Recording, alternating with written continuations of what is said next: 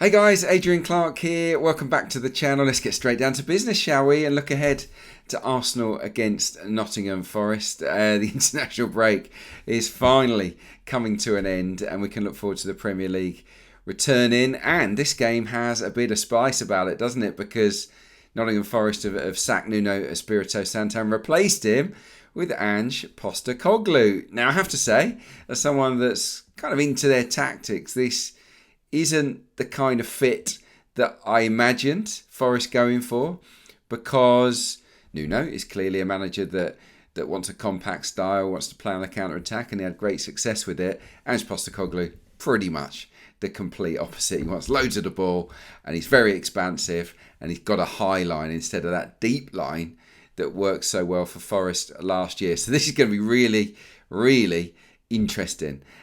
What does Ange do straight up? Obviously, he'll have had, one or two training sessions, max, really, possibly three. He might have squeezed in one, but it's just, he's not going to have long to work with the players. Is he going to immediately try and play that high line and look to control games, or is he going to be a little bit more circumspect? And I think probably the latter is the answer here, because it's Arsenal away. And I think that would be a little bit crazy on Forest's part to go to change so dramatically in one particular game. And remember, look, towards the end of last season, he made Spurs very boring. He went back on what he does, mate, and went very, very cautious and pragmatic, and it kind of worked. It helped to win them the Europa League. So I would imagine he'll do that. But the issue he faces is that Ange Postecoglou was basically hired because of his style of play. That's what the owner, Marinakis, wants to see. He wants them to see them have more possession. He wants them to be more front foot. He wants them to be more exciting. And if he goes to Arsenal and parks the bus, then it's not a great way to make a positive first impression, is it? So really fascinating to see how they do. What I think we'll probably see is a little bit of a blend of the two. And I want to show you some stats, actually, that highlight how Nuno was actually trying to evolve their style of play already across the first three games. Have a look at this. In terms of successful passes into the final third, no one has made more than Forest so far this season. They're pressing high. Look at that, high turnovers, 21 of them, joint second in the division. If you look at high intensity pressures in the final third, they're second as well. And then a little bit lower, you see successful passes. I mean, last year, no one made less successful passes than Nottingham Forest. They ranked last.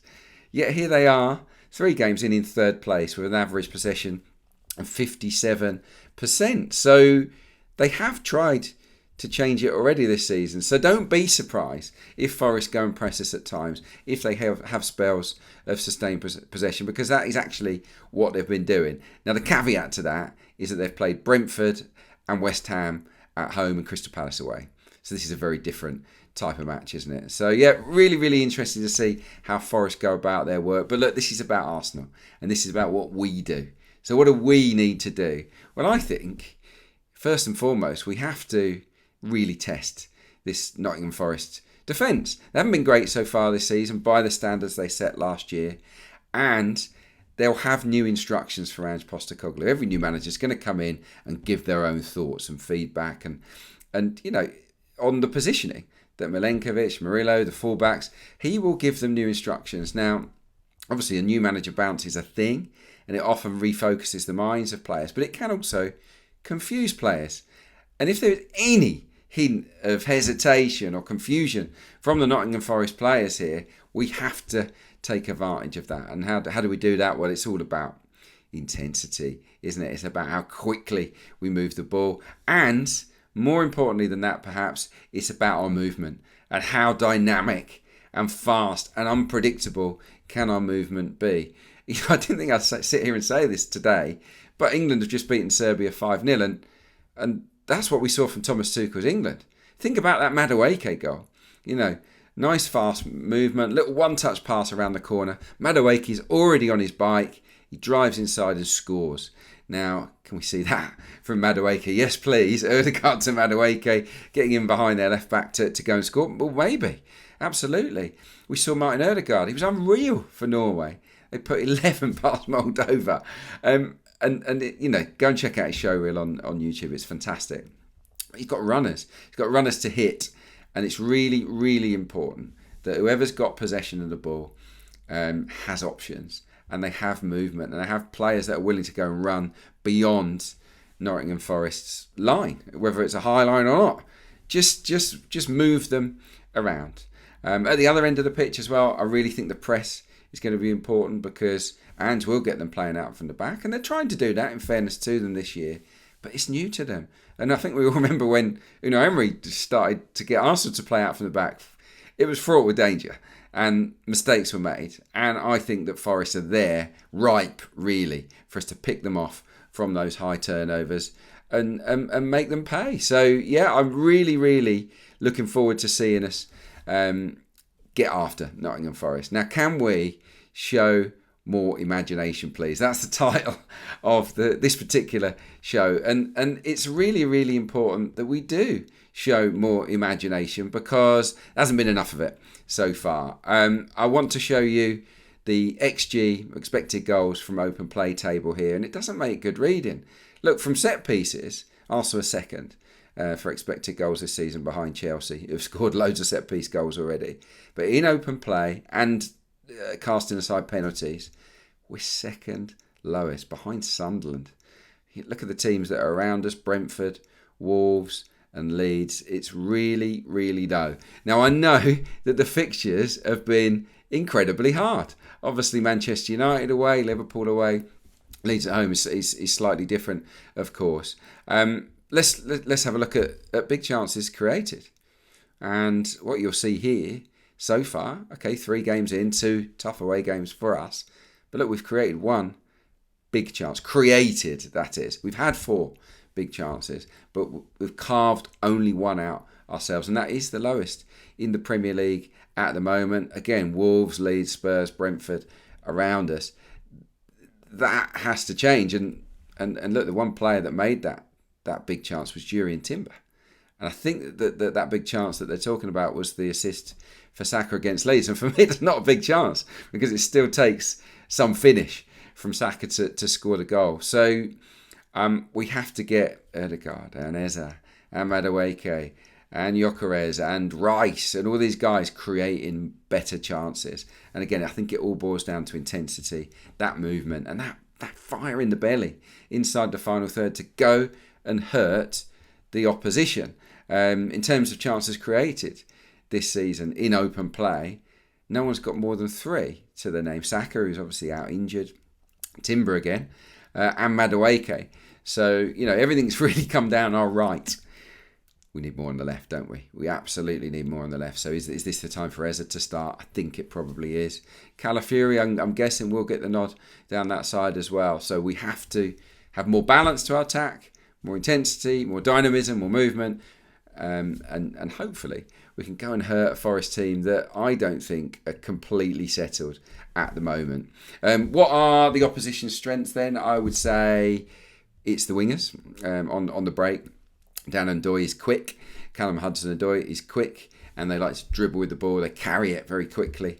If you look at their goal against Crystal Palace, Ndoye switches it to Hudson-Odoi to score in a move that goes from back to front. So yeah, I think that's the obvious strength, with Morgan Gibbs-White knitting things together in between.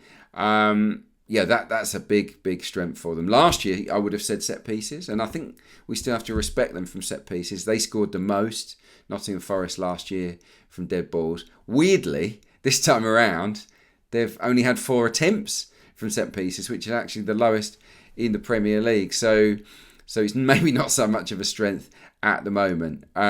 We will see. Look, compactness, I think, is another strength from Milenkovic, Murillo, but are they going to be compact under Postecoglou? In terms of a weakness, that indecision that I'm talking about, in terms of clarity over what's wanted from them, that is a possible weakness for sure. But so too is actually Forest in the air. And I wouldn't have said this last year either, but they've actually faced the most headed shots in the Premier League this season. You can see it there on the screen. Forest, 12 headed shots faced. West Ham and Burnley have faced plenty as well. Only 1 goal against, and that was from Callum Wilson last time out against West Ham, where they were really poor, actually, Nottingham Forest. So can we hurt them in the air? Well, set pieces are the obvious place where we can. In terms of a key battle, I think you've got to look at centre midfield here and talk about Elliot Anderson, maybe up against Rice, his partner for England, or Zubimendi. He has been outstanding, Elliot Anderson, so far this season. He had the most touches of any player in the Premier League, which is nuts to me. For Forest, a team that had hardly any of the ball last year, he's made more passes into the final third, successful ones, than anyone else as well. And this is interesting, he's made more line-breaking passes inside the opposition half than anyone else as well. Now, so that really is the pass to Morgan Gibbs-White, isn't it? Or to Chris Wood. He's looking to feed those balls in between midfielders to go and hurt us. And we did have a bit of a gap there at Anfield. I pointed it out in my last video. Rice and Zubimendi need to stay close together if they can to screen those passes into Gibbs-White, into Chris Wood, because Elliot Anderson is absolutely a player that will make those passes. Right, before I sign off, let's pick a team, shall we? I don't think it's going to be rocket science, really, but let's go with it anyway. David Raya would be in goal, clearly.